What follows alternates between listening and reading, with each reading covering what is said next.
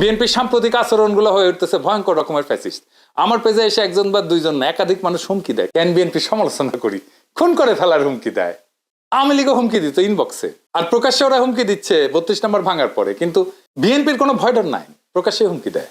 আমি আজকে একটা দেখাচ্ছি কি কারণে সে আমাদের দেশে আসতে দেবে না বা আসলে বাইসা থাকতে দেবে না, ওটা ওরাই জানে। এরা ক্ষমতা আসলে কি করবে আল্লাহ মালুম। হ্যাঁ, আইডম থাকলে করে নিস রে ভাই, হ্যাঁ করে নিস, যে জিতবে ওই তো সিকান্দার হবে। হাইডম থাকলে তুই আমাকে দেখে নেবো, আমার হেডম থাকলে তো করে দেখে নেবো। এটাই রাজনীতি।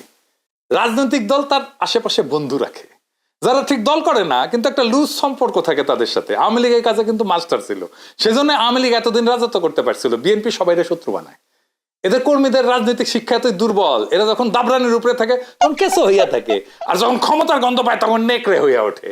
যাই হোক, এগুলো নিয়ে আলাপ করবো পরে, নির্বাচন আসুক, ক্যাম্পেইন করে দেবো, দেখাই দেবো জনগণকে কাদের ভোট দিতেছেন, দেখেন কিছুই হবে না হয়তো, কিন্তু আমি খায় না খায় কন্টেন্ট বানাবো। শুধু আমরা যে গালিগুলো দিছে বিএনপির কর্মীরা, সেগুলো কম্পাইল করলে না 10টা এপিসোড হয়ে যাবে।